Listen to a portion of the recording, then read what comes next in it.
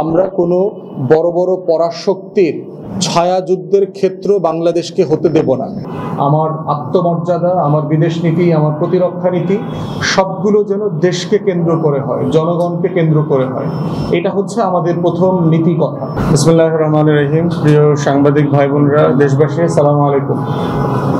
গত কয়েক সপ্তাহ থেকে বেশ কয়েকটা বিষয় বাংলাদেশে বেশ আলোচিত সমালোচিত হচ্ছে এবং প্রচুর কন্ট্রোভার্সির জন্ম দিয়েছে।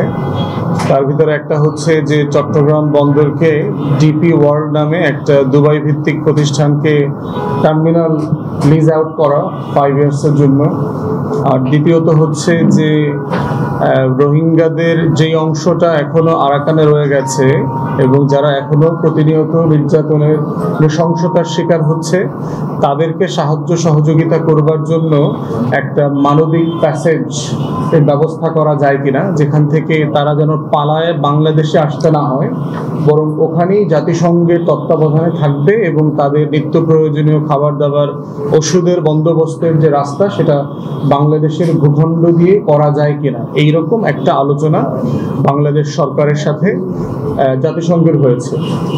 তো সেই বাস্তবতায় দুটো বিষয় নিয়েই যথেষ্ট কন্ট্রোভার্সি চলছে এবং দাবি করা হচ্ছে বিভিন্ন রাজনৈতিক দল, বিভিন্ন চিন্তক জনগোষ্ঠী এবং সামাজিক যোগাযোগ মাধ্যমে যে বাংলাদেশের জাতীয় সম্পত্তি যেগুলো আছে, বন্দর তার ভিতরে অত্যন্ত গুরুত্বপূর্ণ একটা জায়গা, সেটা কি আমরা আসলে বিদেশি শক্তির কাছে তুলে দিচ্ছি কিনা। আর দ্বিতীয়ত হচ্ছে যে বাংলাদেশের এই যে মানবিক প্যাসেজ রোহিঙ্গাদেরকে দেওয়ার মধ্য দিয়ে আমরা দুনিয়ার যারা পরাশক্তি আছে তাদের সাথে যুদ্ধের কেন্দ্রবিন্দু হতে যাচ্ছে কিনা। তো সেই বাস্তবতায় আমরা আজকে আমাদের এই আয়োজন এবি পার্টির পক্ষ থেকে আমরা আমাদের অবস্থান পরিষ্কার করব। প্রথম কথা হচ্ছে যে বাংলাদেশ এমন একটা অর্থনীতির দেশ, আমার উন্নয়নের জন্য আমাকে অন্তর্মুখী হলে চলবে না। সারা দুনিয়াতে অর্থনৈতিক উন্নয়নের ক্ষেত্রে যারা প্রযুক্তিগতভাবে ভালো করছে, যারা উন্নয়নে অনেক এগিয়ে গেছে আমাদের থেকে সমসাময়িক সময় দেশ স্বাধীন হবার পরেও, সেই সকল দেশের অভিজ্ঞতাগুলো আমাদের কাজে লাগাতে হবে। তো সেক্ষেত্রে কোনো চুক্তি করা, কোনো দেশের সাথে কোনো বন্দোবস্তের চিন্তা করতে হবে কয়েকটা নীতিমালার প্রশ্ন।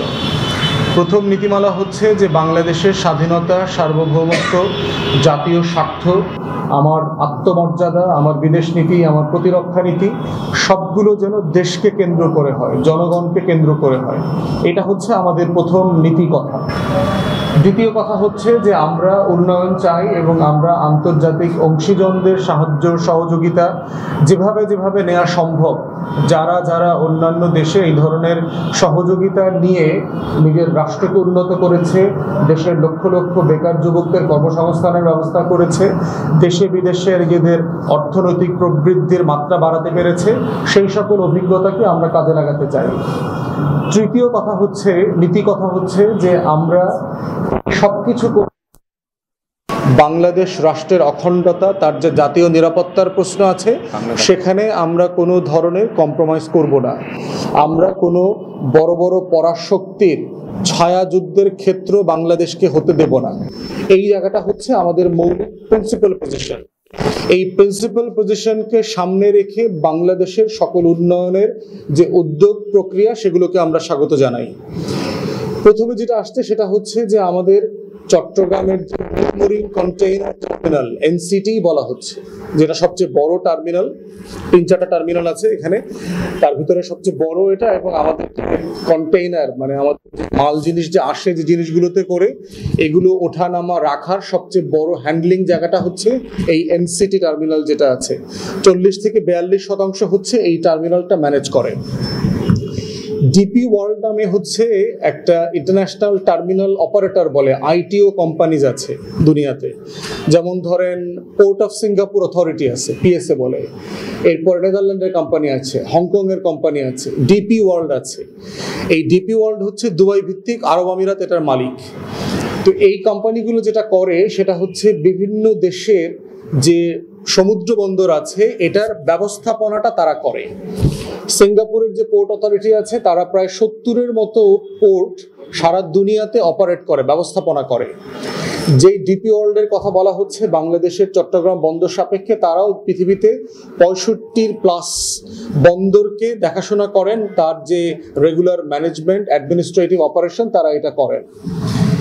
এখন এইটা করবার মধ্য দিয়ে কি কি সংকট আছে আর আমার দেশের কি কি বেনিফিট আছে, হিস্ট্রিটা বোঝা দরকার। যে ডিপি ওয়ার্ল্ডের সাথে বাংলাদেশ সরকারের এই আলোচনা কিন্তু 2024-25-এর না, এটা 2019-20 থেকে চলে আসছে এবং বিভিন্ন সময় এই আলোচনাটা এগিয়েছে, কিন্তু কিছু আওয়ামী সিন্ডিকেট অলিগার্কের কারণে এই আলোচনাটা বেশি দূর যায় নাই। ধরেন এই যে এনসিটি যে বন্দরটার কথা, যে টার্মিনালের কথা আমরা বলছি, এর একটা বিশাল অংশ হচ্ছে ম্যানেজমেন্ট করতে হচ্ছে সাইফুজ্জামান জাভেদ, আওয়ামী লীগের যে মন্ত্রী ছিলেন, যার মাত্র 350-400 বাড়ি আছে লন্ডনে। তো এই গরিব মানুষটা এই পোর্টটা দেখাশোনা করতেন এবং এইটা দেখাশোনা করতে করতে ইনি আরো দরিদ্র হয়ে গেছেন, এত দরিদ্র হয়ে গেছেন যে বাংলাদেশে উনি আর থাকতে পারছেন না, বাস্তুচ্যুত হয়ে উনি লন্ডনে চলে গেছেন কয়েকশো সম্পত্তির মালিকানা নিয়ে। তো সেই মালিকানার কারণে যেটা হয়েছে, বিদেশি কোম্পানিটাকে এটা দেয়া যায় নাই। অতএব ডিপি ওয়ার্ল্ডের সাথে এই আলোচনা, স্মারক, এটা কিন্তু যথেষ্ট মানে একটা অ্যাডভান্স লেভেলে আগে থেকেই ছিল। অন্তর্বর্তীকালীন সরকার এসে যেটা করেছে, এটার গতি বাড়িয়েছে। পার্টিকুলারলি এই গতি বাড়ানোর প্রশ্ন আসছে হচ্ছে, আপনারা দেখেছেন যে একটা বিনিয়োগ সম্মেলন হয়েছে মাস 2 আগে বাংলাদেশে। বিনিয়োগ সম্মেলনে সারা পৃথিবী থেকে আপনার প্রায় 1,500 থেকে 2,500-এর মতো সম্ভাব্য বিনিয়োগকারী ব্যবসায়ীরা এসেছিলেন এবং তাদের সাথে আলোচনা সাপেক্ষে বাংলাদেশের অন্তর্বর্তীকালীন সরকার, BIDA particularly Bangladesh investment development authority যেটা আছে, বিনিয়োগ উন্নয়ন কর্তৃপক্ষ, তাদের সামনে যে চ্যালেঞ্জগুলোর কথা ব্যবসায়ীরা বলেছেন, যে আমরা যে এখানে বস্তা ভরে ভরে টাকা এনে বাংলাদেশে বিনিয়োগ করব, এই বিনিয়োগ করবার পরে যে পণ্যটা আমি তৈরি করব সেটা রপ্তানি করতে আমার বন্দোবস্তটা আছে কিনা, আমার বন্দরটা কাজ করে কিনা, এইটা যদি আমি পশ্চিমের কোনো দেশে পাঠাতে চাই সেটা আমার কয় দিন লাগবে, ভিয়েতনামে করলে এটা আমার হয়তো 13 দিন লাগবে, ভারতে করলে হয়তো 21 দিন লাগবে, কিন্তু তোমার বন্দর ব্যবহার করলে তো আমার এটা 25 দিন লাগবে, 27 দিন লাগবে, তাহলে এতে আমার খরচ বেড়ে যাচ্ছে, আমি কেন তোমার দেশে এটা করব। তো এইরকম বহু আলোচনার মধ্যে যেটা এসছে যে বাংলাদেশে বিনিয়োগকে আকর্ষণ করবার জন্য যেই ফল্ট লাইনগুলো আছে, পিছিয়ে পড়ার যে জায়গাগুলো আছে, তার ভিতরে একটা বড় জায়গা হচ্ছে আমাদের বন্দর ব্যবস্থাপনা। সেই প্রেক্ষিতে অন্তর্বর্তীকালীন সরকার ডিপি ওয়ার্ল্ডের সাথে যে কাজটা, যে আলোচনাটা এগিয়েছিল, সেটাকে তারা আরো গতিশীল করেছে এবং এইটা করতে গিয়ে বাংলাদেশ সরকারের একটা টাকাও হবে না, মালিকানা কিন্তু বাংলাদেশেরই থাকবে। যেটা হবে শুধু টার্মিনালটা লিজ আউট করা হবে এবং এইটার টোটাল ব্যবস্থাপনাটা করবার জন্য এই কোম্পানি $800 মিলিয়ন ইনভেস্ট করবেন।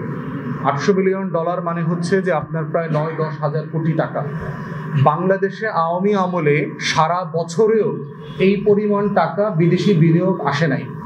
অতএব সেই রকম একটা জায়গায় এই ইনভেস্টমেন্টটা আমাদের জন্য একটা বড় ইনভেস্টমেন্ট পটেনশিয়াল এবং ধারণা করা হচ্ছে 25,000 পর্যন্ত মানুষের, দক্ষ আধা দক্ষ বাংলাদেশি নাগরিকদের এখানে চাকরির সম্ভাবনা তৈরি হবে এবং বর্তমানে যারা কাজ করছেন তাদের কারো কাজ চলে যাবে না, বরং তারা আরো দক্ষ হওয়ার সুযোগ পাবেন।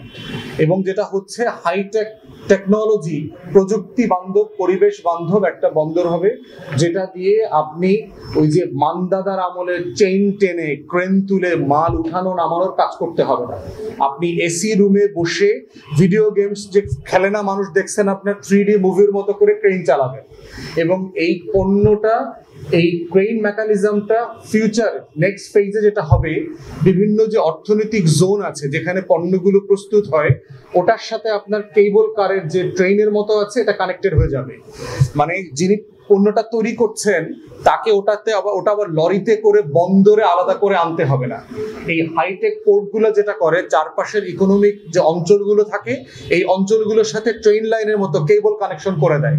যেভাবে আমাদের মেট্রো রেল দেখতে পাচ্ছেন, এরকম কেবল কানেকশন থাকবে। পণ্যবাহী মাল টানার মতো এরকম মেট্রো রেলের ট্রেন ভরে ভরে মাল সরাসরি জাহাজে চলে যাবে। এই লেভেলে হচ্ছে এটা যাবে।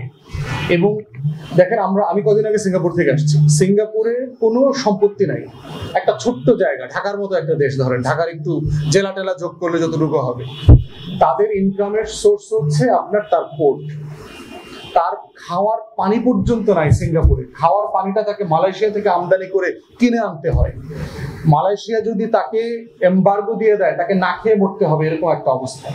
সেই সিঙ্গাপুর রাষ্ট্রটার অর্থনীতির ভিত্তি হচ্ছে দুইটা জিনিস, তার বন্দর, তার সমুদ্র বন্দরটা হচ্ছে দুনিয়ার অন্যতম সেরা সমুদ্র বন্দর, আর দ্বিতীয়ত হচ্ছে ফাইন্যান্সিয়াল ইন্ডাস্ট্রি, তার যে আর্থিক খাত আছে। তাহলে আমার দেশের এই যে বিশাল কোস্টাল রিজিয়নে আমার যতগুলো বন্দর দরকার, আমার তো এতগুলো বন্দর নাই। সারা পৃথিবীতে আপনার 400+ বন্দর আছে, 405-6টার মতো সমুদ্র বন্দর আছে ফাংশনাল। তার ভিতরে চট্টগ্রাম বন্দরের অবস্থান হচ্ছে 360